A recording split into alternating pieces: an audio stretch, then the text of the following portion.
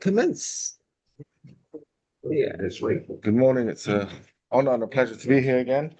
I just ask Rob, please come to my defense if Rabbi Shisler gives me a hard time, okay? Yeah. I just want to start off with a small part of the definition of a yid from last week's Sedra. And Claudius have been through a difficult time over the last 2.5 years.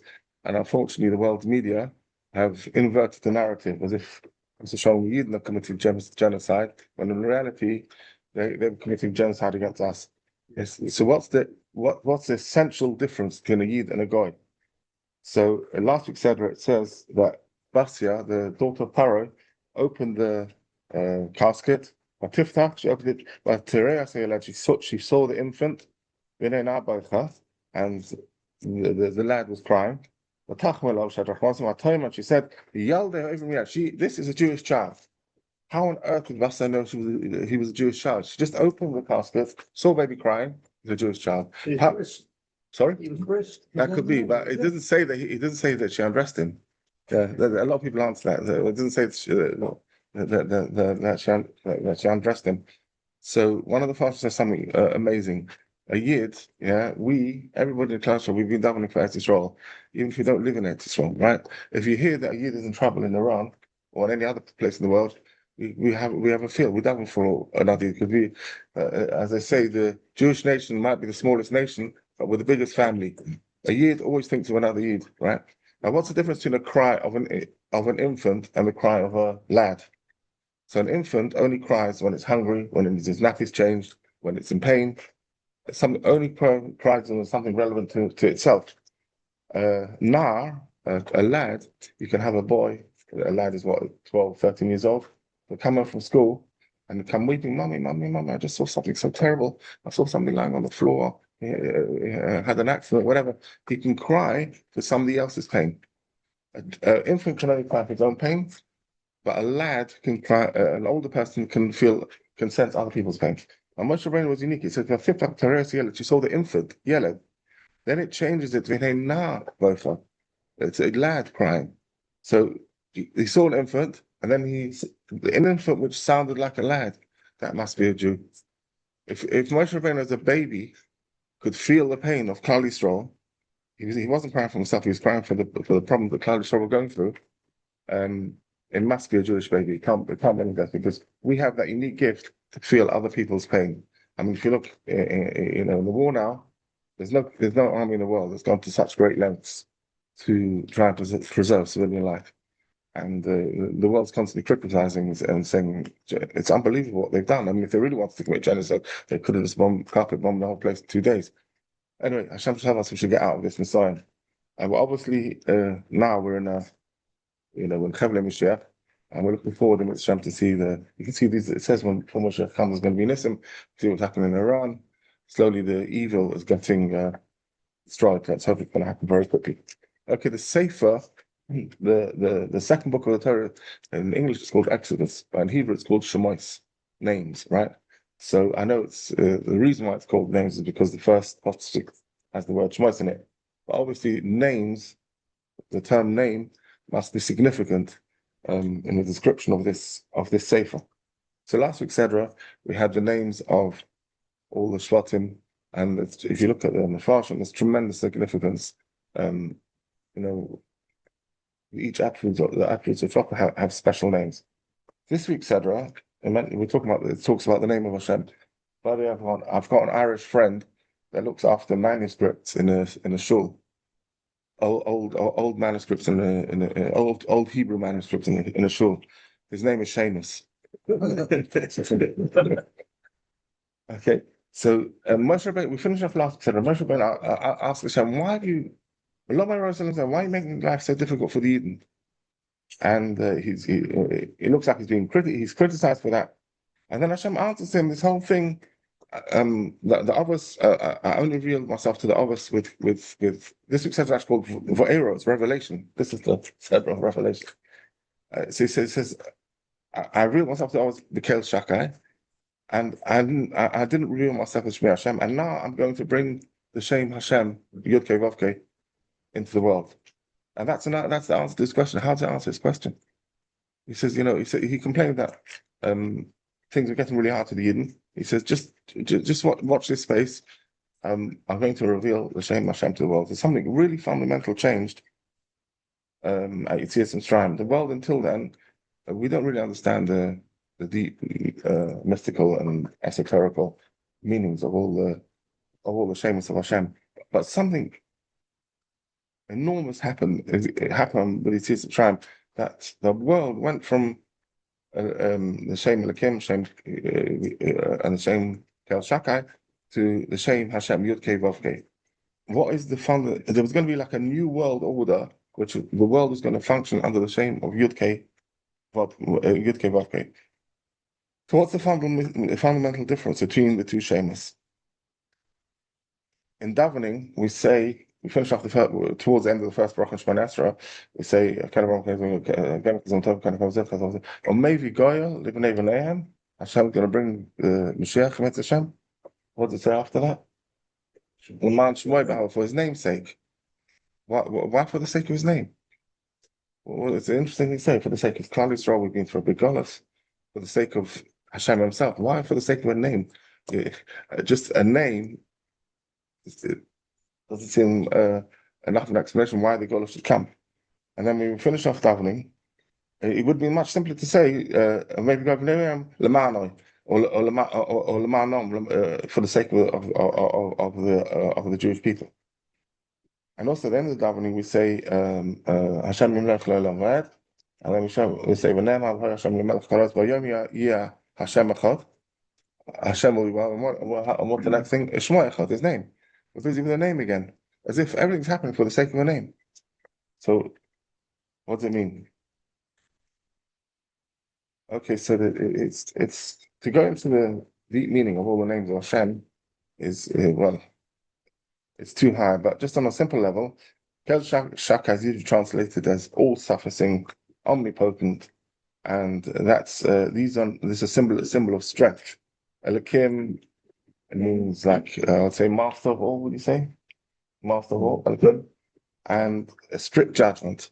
So until Yitzias Mitzrayim, the world had seen the manifestation of Hashem in omnipotence and mastery and strict judgment. The first and probably the last time in history, what is going to happen again when Mashiach comes, where an entire nation was released from slavery, it took up millions of people without any military battle, was Yitzias Mitzrayim. Something fundamental changed in the way the world was run. What happened was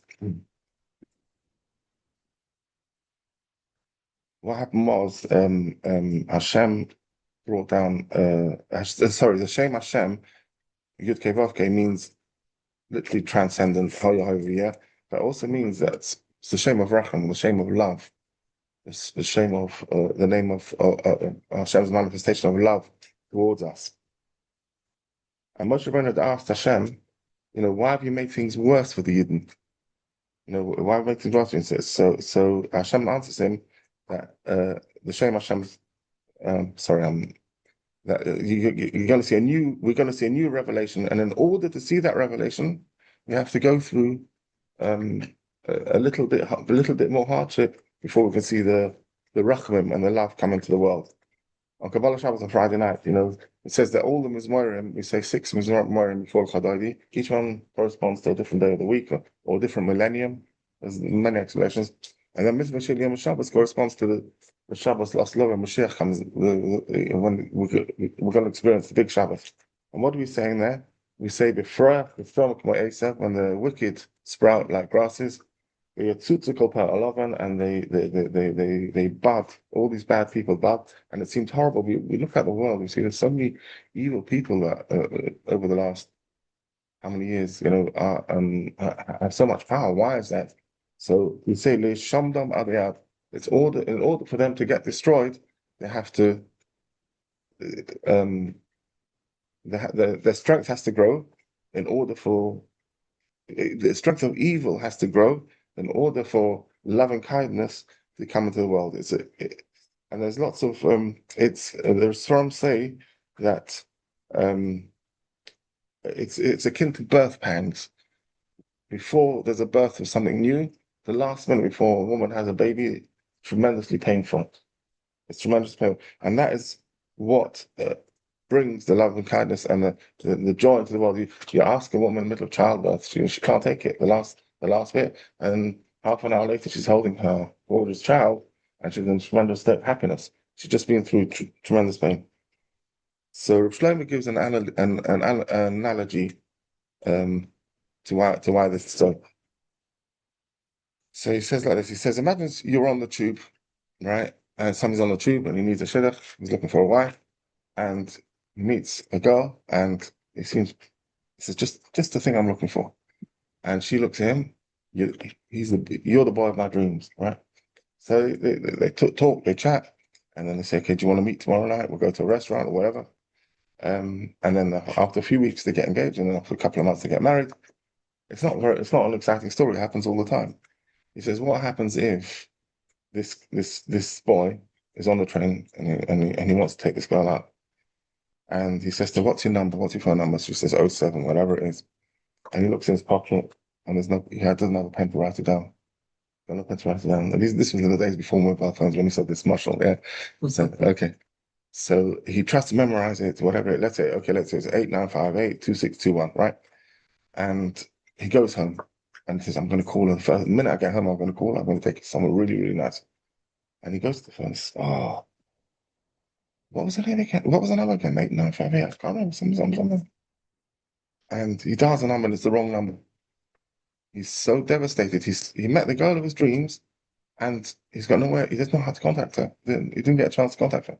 Tries another number, doesn't work. Tries another number, doesn't work. And this goes on and on and on until midnight, and people are starting to shout at him, why? And he's getting a lot of abuse. Meanwhile, she's sitting at her phone at home, and she's waiting for him to call. He's my dream. I need that phone call. I really want to marry him. And this goes on. So both of them sit at the phone until midnight. He's dialing all the numbers in the book, and she's waiting for a call. They both go to bed depressed, crying, and they're like, we lost this dream shidduch just because the boy thinks just because I didn't have a pen, and the girl thinks just because he didn't have a pen, or maybe he's not interested in me anymore. Maybe he lost interest in me. The next night, the same thing happens. Till midnight, he's sitting at the phone, and he's trying all the possible combinations of numbers, and she's sitting at the phone waiting for his phone call. Every evening this goes on for a week, another week, a month, another one, goes on for 6 months, right? And after 6 months, the boy is absolutely devastated. He falls asleep crying, and he says, "I'm going to give it one more try. What can I do? I missed the dream of my life." Right? So he tries once more, and he dials the number. He gets 958-262 or whatever it is, and he answers the phone. That's her name is Sorala. It's hello, Sorala. And the phone rings after one ring. She picks up after one ring, and she says to him, "Why didn't you call me all this time?" He says, "Do you realize that I was spending 6 hours every evening on every possible combination number? That's how much you mean to me." And she says to him, that's his name is Yossel. Yossel, do you realize that I was sitting on the phone every night for 6 hours waiting for your phone call? Right? So can you imagine how much closer their relationship is going to be when they get married? If they just met and gone out to a restaurant and got engaged, it would be okay. But they both know when they go out to the couple, he spent 6 months trying so hard to connect to me, and she knows she knows that, and he knows that she spent 6 months sitting on the phone for 6 hours on a daily basis waiting for his phone call. Can you imagine what kind of deep relationship they're going to have forever and ever? Isn't that unbelievable? It's a beautiful marshal. So that's what happens before there's a new revelation of chesed. There's hardship that we have that let's say in the past that we've had to go through. Let's hope there won't be any more. We had to go through. When Mashiach comes, Hashem's going to look at us. He's going to say to him, "You went through all that pain and you still stayed hidden. You went through all that pain and you stayed loyal to me." All right, and we're going to say, "Hashem, you were listening out for this." When we daven, how many times a day do we mention Mashiach? Swear we mention it dozens of times. Start maybe going to the lunch, whatever. We say Rei Vanienu, or Galeni Goshen, we say the Kappa Gadol, Rishalayim Mircha, et Semach David, V'Sechzeno Einenu. The whole time we're dialing. Every tefillah that we do, we're dialing a number, dialing Hashem's number. And Hashem says, "You've been dialing this number for 2,000 years. You haven't given up. Because we're an eternal people. We don't give up." So the Golas, the pain of Golas, is going to make the love that we're going to experience when Mashiach comes so much greater than it would have been if it was just all gone smoothly, right? And that's what Hashem's answer saying to Moshe Rabbeinu, that the hardship in Mitzrayim, the Yidden stayed loyal to me, and they stayed Yidden despite all that hardship and despite all that pain. They stayed loyal to me. So that when I reveal myself as Hashem, as the loving God, that it's going to be so much deeper. When we get to Matan Torah, the bond of Hashem to Kal is going to be unbelievable. And when Mashiach comes, it's going to be even more. And if you notice, when we say Kabbalah Shabbos, we finish off. Let's go back to Shemon Esra. So it says, "Omevi goy lifnei b'nei l'man shemai ba'ahava," right? Because it's extremely important that Mashiach has come. The others knew the manifestation of Hashem in the Shem Elokim, which is strict judgment, shame, Kel Shakai, which means omnipotence, but they hadn't experienced the shame of love and mercy and Zem Hashem. So Hashem's going to bring Mashiach for the others. They haven't seen it yet. So Leman Shemai, for them to experience His name, Hashem. He's bringing it because of His name, and it's ba'ahava, with love.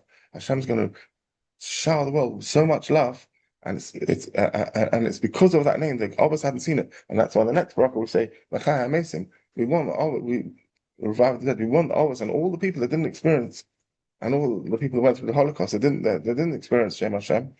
They only experience Shem Elokim, and they should experience the Leman Shemai to experience the name of Hashem, which is Yud Kei Vav Kei, which is Rachman, which is mercy, and that's what we say. Finish off. Aleinu Hashem Yimlech, and when Mashiach comes, will only be mercy in the world, nothing else. And on that day, Hashem Echad, the Shem Hashem will be one. There'll only be the Shem Hashem. There'll only be pure Rachman in the world. Oh, Shmoy Echad, and the name will be one. It'll just be the name of Hashem, and the manifestation of Hashem will be with stripping. And that's why we finish off Kabbalah Shabbos. We say, Hashem Malach Goes Lovish Lovish. We get Kaddish Adam Hashem, Adam Bamar Hashem. We're going to come to the Beis HaMikdash. Hashem will experience the attribute of mercy forever and ever. We make very quickly to experience that manifestation. That's very much. Thank you. That was very interesting. Thank you very much for that. I will say goodbye to those on Zoom, and we will see you all next week.